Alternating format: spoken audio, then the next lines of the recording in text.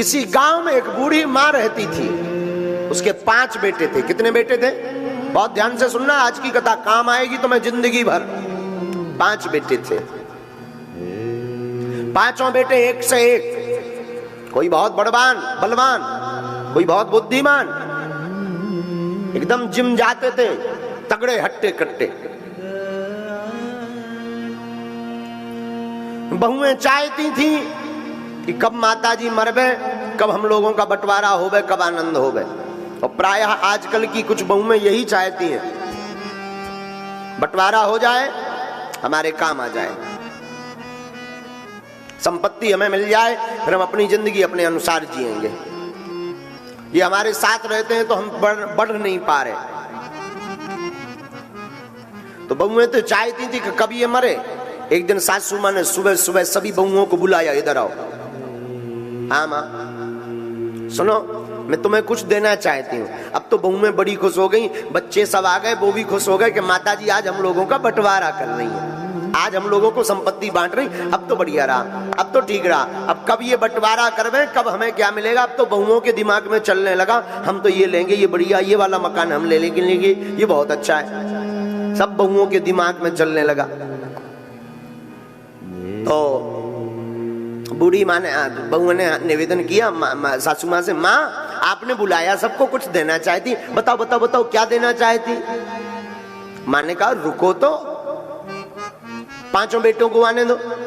तो 5 बेटे आ गए। हाँ माँ आपने बुलाया, कुछ देना चाहती। हाँ बेटा, मेरे पास एक ऐसी संपत्ति है जो मैं देना चाहती हूँ तुम सबको।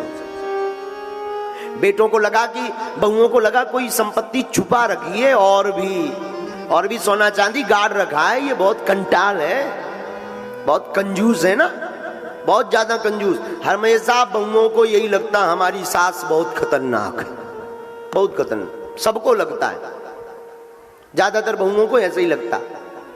लेकिन वो बहुएं सोचने लगी, हैं कुछ छुपा रखा है, अब ये देगी सोना चांदी, क्योंकि समय आ गया ना।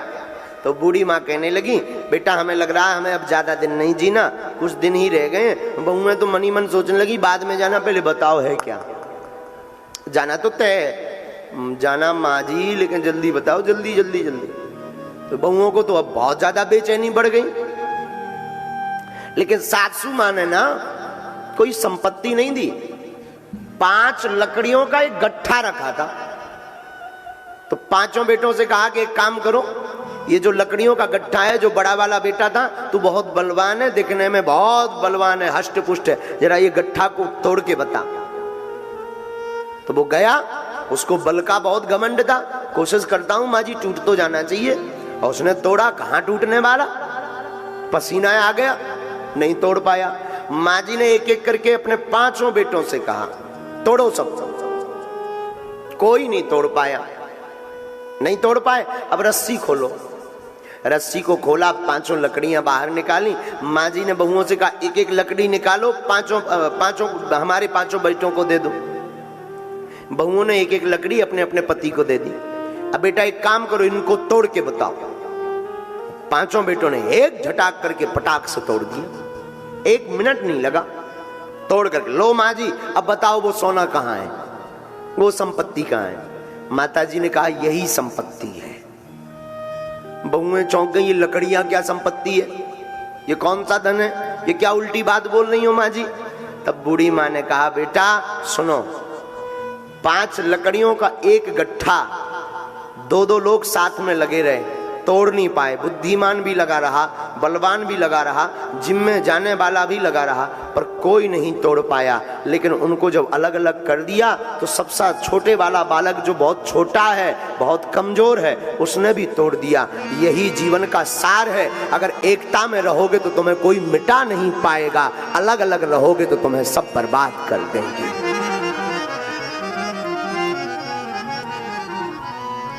बेटा इसलिए एकता में रहना, एकता में रहोगे तुम्हें कोई मिटा नहीं पाएगा। अलग अलग रहोगे तो जो हाल लकड़ियों का हुआ ना, वही हाल तुम्हारा होगा। हम सनातनियों से भी निवेदन करेंगे, मेरे पागलो तुम एकता में रहोगे तो तुम्हारा कोई बाल बांका नहीं कर पाएगा। लड़ लेना, बुराई कर लेना, एक दूसरे के घर मत जाना, पर जब भी सनातन की बात हो तो हाथ जरूर मिलाना, एक हो जाना। हिंदुत्व की बात आवे, एक हो जाना। एकता में बहुत बल है। संघे शक्ति कल युगे। घर में परिवार को आपको स्वर्ग बनाना है ना, एक रहो। परिवार में फूट मत डालो। थोड़े से सुख के लिए आज भाई भाई ऐसे लड़ रहे हैं कि घर को नर्क बना दिया। और लड़ाई प्रायः ज्यादातर, ये नहीं हम कहते, कई लोगों की घर पे होती, पर ज्यादातर लड़ाई विवाह होने के बाद ही होती। देवरानी जिठानी को नहीं देख पा रही, जिठानी देवरानी है, बड़ी सजी धजी घूमती है, देखो तो इसका स्वामी तो कुछ करता नहीं। जब अलग हो जाएंगे तब मजा आएगा, तब पता लगेगा। हो सकता हो तुम्हारा पति जो ज्यादा कमा रहा उसी के भाग्य से कमा रहा हो, ये तो भूल जाते हैं, ये तो ध्यान में नहीं रहता। उसको ठिकाने लगाना है, इसकी ये चमक कम करनी है, बस ये दिमाग में रह जाता। और हमने अपनी आंखों से कई घरों को बर्बाद देखा। रामायण का एक प्रसंग हमारे मन मस्तिष्क में बहुत घूमता। राम जी जब बड़े भये ना, आहा हा, खेल ही खेले सकल नृप लीला।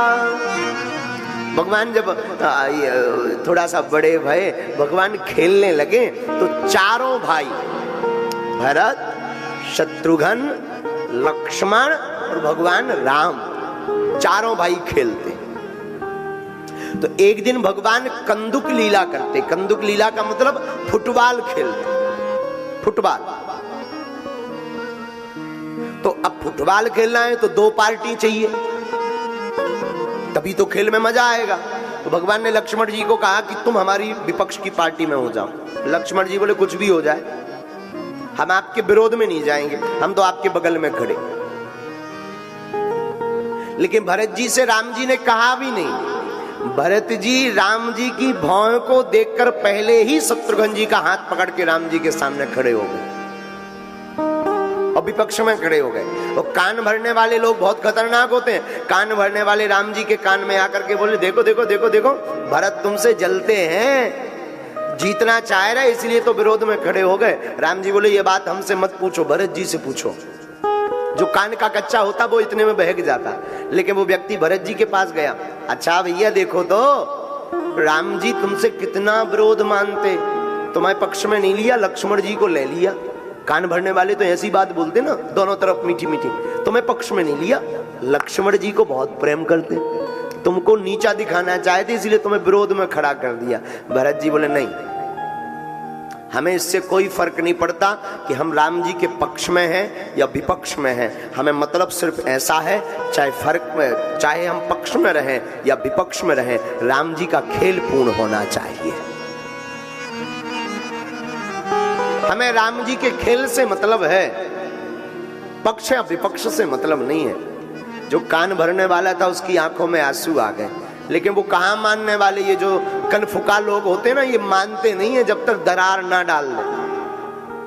भगवान ने गेंद ली और गेंद पर प्रहार करके भरत जी की पार्टी में भेज दिया। और जैसे ही भरत जी की पार्टी में आया तो भरत जी ने जोर का पैर का प्रहार करके राम जी के पास भेजा।